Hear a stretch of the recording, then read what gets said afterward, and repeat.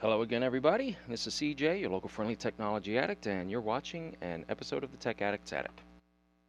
So I've been doing a lot of videos lately on my RTL SDR USB dongle that I purchased. I bought it just shy of $30 on Amazon. I believe I got it from the store called RTL SDR Blog, which I believe is the official store on Amazon for RTL-SDR.com.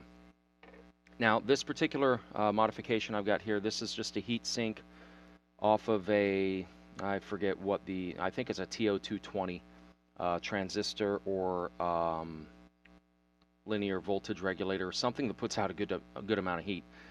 And my SDR puts out a good amount of heat on the back side here.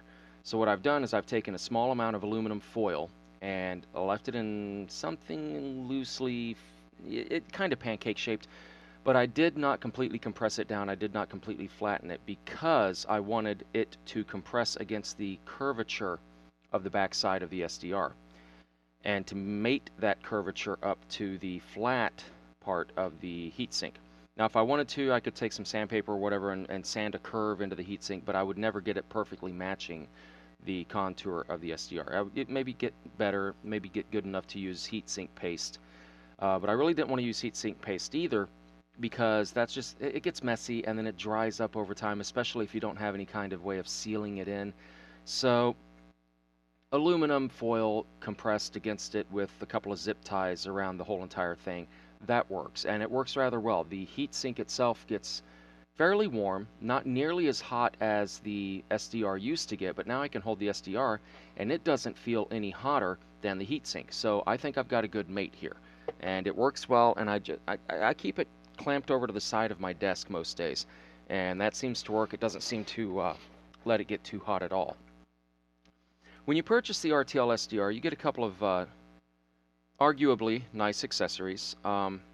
This one here, this tripod, I'm confident it's just a single piece of wire, probably 10 gauge AWG, or maybe something a little bit finer, like 12 or possibly even 14. Although I think 14 is probably a little too soft. But I'm confident it's just a single piece of wire inside of the foam here, which is glued to the plastic somehow, epoxied or hot glued or something, I don't know. But they hide the internals pretty well. It's not like a gooseneck mic or whatever where you've got individual components that are compressed together and tightened by a cable. So this is cheap, is where I'm going with that. And that's not necessarily a bad thing. For what it does, you don't need anything high dollar. With that, you also get this. Now this is a suction cup mount. You can see that you pull down on that, it pulls this up, causes a vacuum inside of the seal, and of course it's for suctioning it up against. Doesn't work on my hand very well, but it's for suctioning it up against anything that is nice and smooth, right? Such as a windshield or the window inside of an apartment or something along those lines. By itself, and for my purposes, almost worthless. However, I already have a tripod just like this that has a little spring attachment to hold my phone, you know, one of those clamp numbers. It'll fit this, so I could take this to my car and use it with my cell phone and make a windshield mount for my cell phone. Not that I need one, but if I did, I could. And I'm considering doing that actually for a couple of experiments. Neither here nor there. In addition to both of these, you get a, well, let me do this. You get an adapter. There we go. Let me move these out of the way. You get this adapter, which is essentially the same thing that you would have with the rabbit ear antennas of a 1980s television set. And of course you get the antennas to go with it. Now you have a long pair and you have a diminutive little short pair.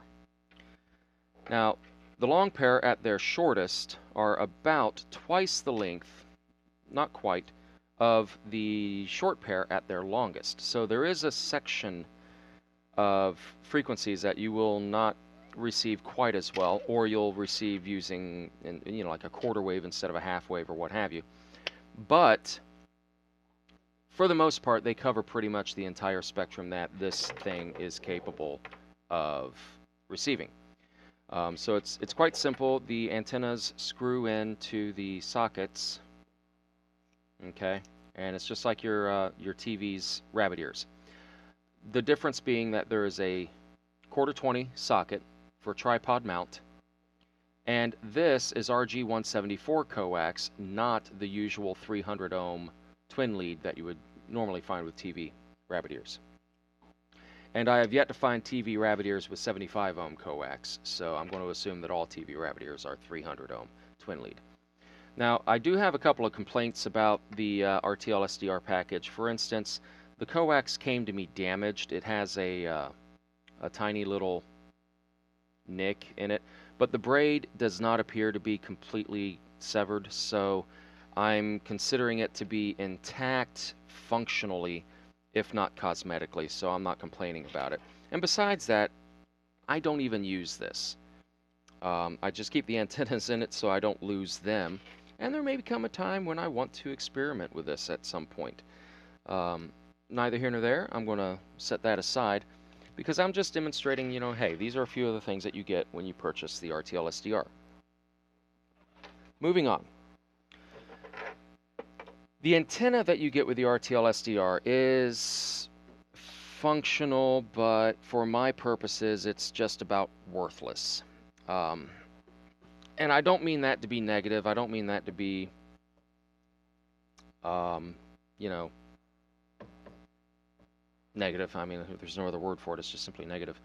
But the fact is, for what I am doing with the SDR, it does not serve my purposes. So I know right off the bat I'm going to be connecting an external antenna. And we have a couple of options for that because you can purchase an SMA to anything else adapter pigtail, and that'll give you some flexibility both functionally as well as physically, so it doesn't have to be a rigid connection. But the problem is, when you buy these things, you have to make sure that you get a good quality product, because this one, I'm not sure where the break is, but there is a break somewhere in the center conductor. When I try using it, I notice, for instance, when I'm using it on my SWR meter to do transmit tests on antennas, I see the SWR fluctuate as I barely flex the cable. And I'm not talking like a gradual thing, which I would expect for me even grabbing the cable. No, this is like a spike, like something is broken inside.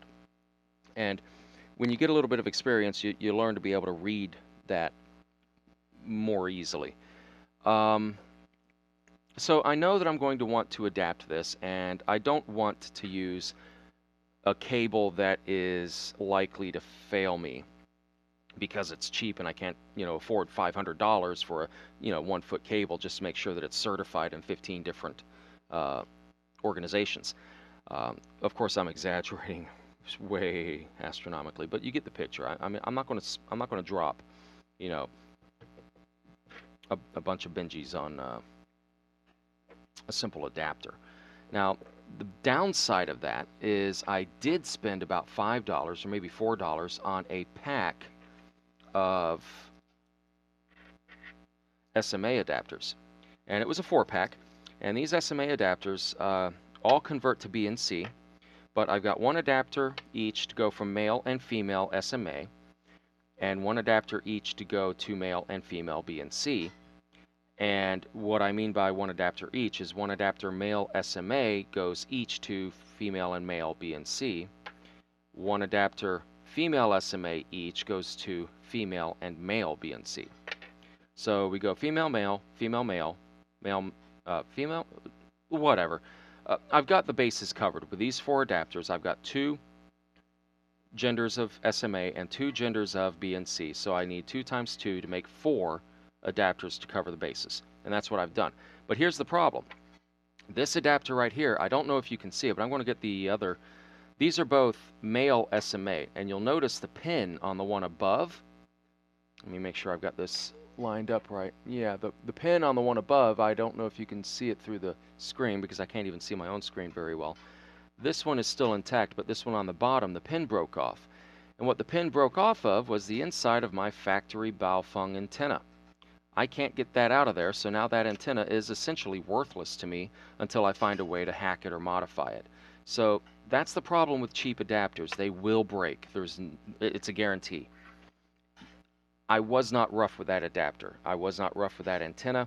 I simply used it as a quick disconnect so I didn't have to sit there fighting the SMA connector all day long with my handheld. I don't know why they would put an SMA on a handheld. Handheld. I can't talk right. Except that they expect you never to take that antenna off. Well, then why make it removable in the first place? Whatever, I digress. So I've got all these adapters, right? And what I should do, because I know that I'm going to be using RG6 television coax for my antenna to the SDR, because 75 ohm on a receiver, who cares? It doesn't matter. It's actually lower loss than the RG58. In fact, it's lower loss than just about any 50 ohm cable. There may be one or two exceptions that are very expensive. But with the abundance of, frankly, free RG6, I mean, cable companies, you move from Comcast to AT&T, and AT&T is going to cut the tips off of the Comcast cable, but they'll leave the cable there because they're not paid to remove it. They're just paid to make sure you don't use Comcast at the same time. They're making sure that their competition is hindered. So Comcast will do the same thing. They'll cut the tips off of AT&T, but leave the cable there. Well, if you go from one to the other in a year, that cable's only a year old. That stuff will last 10 or 15 years the way they install it. So there's no real wear on it. There's no tear. There's no weathering. Why not use it? So I had a couple 100 feet of really good quality, actually, RG6. I'm surprised at that. And so I'm using that for my antenna cable, for the receiver anyway. I don't think I'm going to use it for my transmitters, but we'll find out. So I know that I'm going to need an F connector, and the thing about the F connector is it does not fit the SMA. Completely different sizes, almost double the size, a little more than double the size, about double the size, give or take. So I need to adapt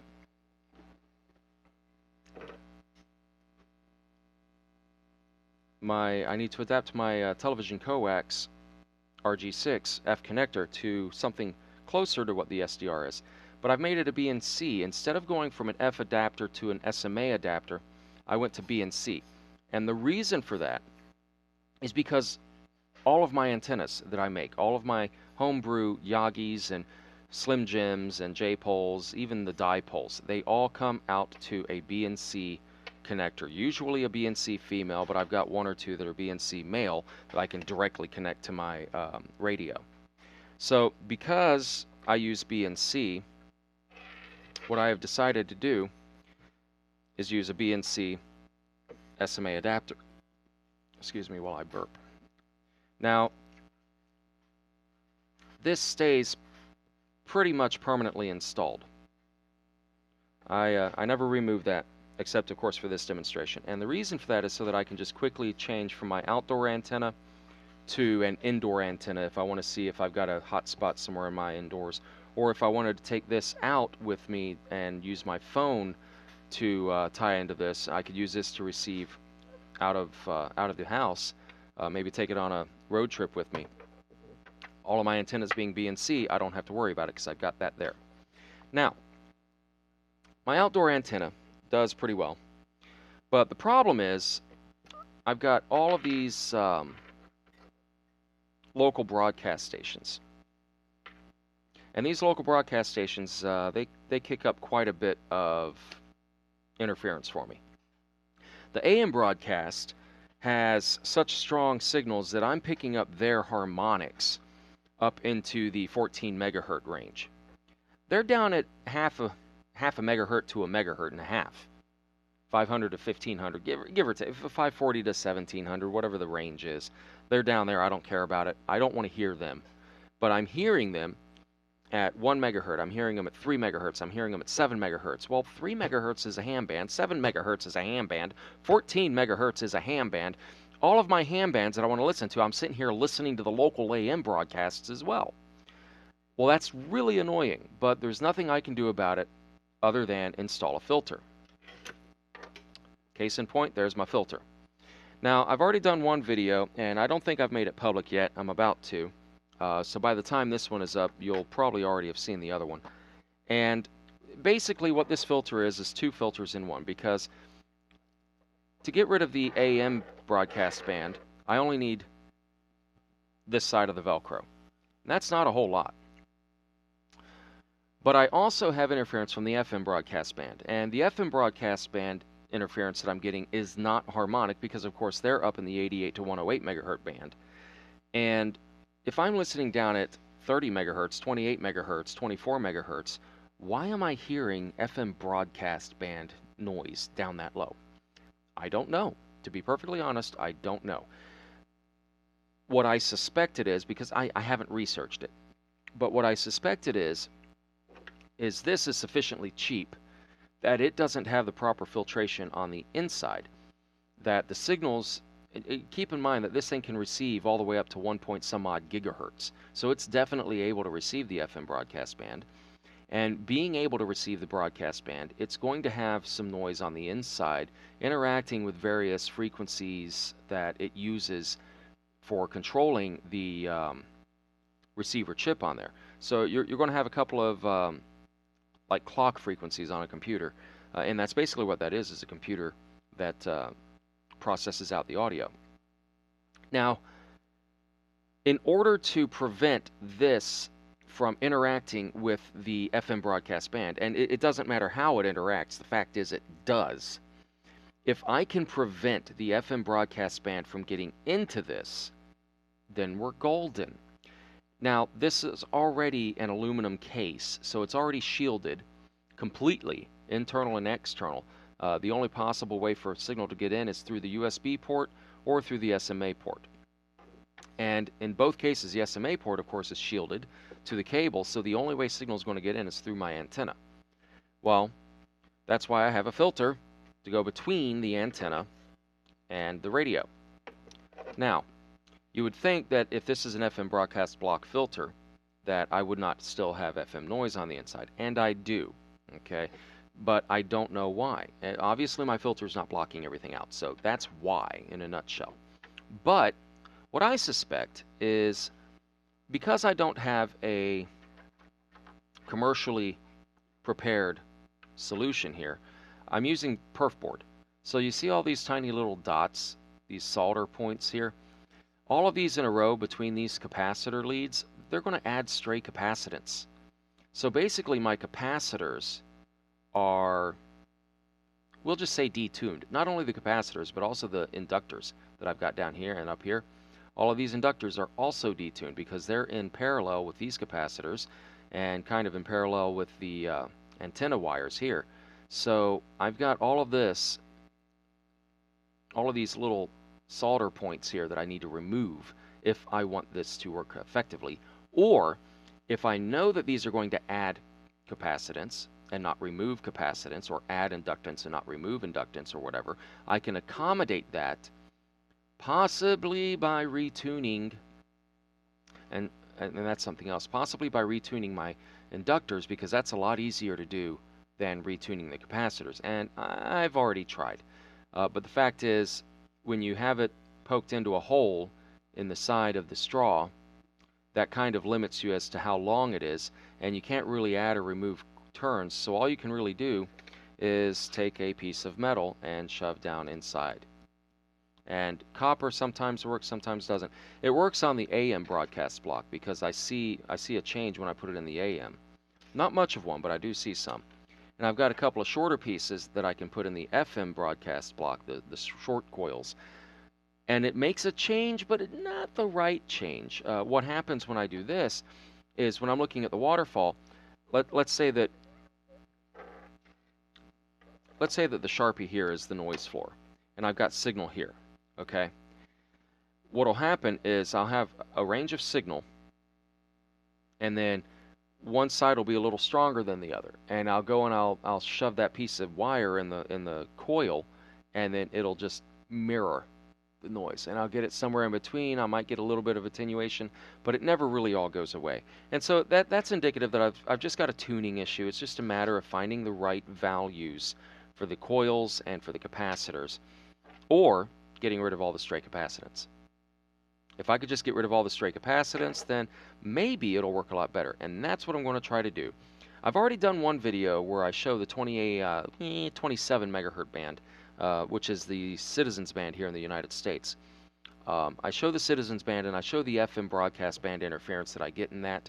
So I've got a good video of the screen showing that, and I'm going to compare and contrast that video to another video that I make after I remove all of the solder points from over here. And I'm not going to remove them from this side because I might still be able to use this edge. I may wind up cutting this board and using it for a different filter later on. Neither here nor there. I'm going to remove all of the solder points from down here in the filter area, and I'm going to see if that makes a noticeable difference. I hope that it does. So stay tuned, keep watching, look for that video to come out. It'll probably be another week or two because, let's face it, I just don't have time to be doing this during the day.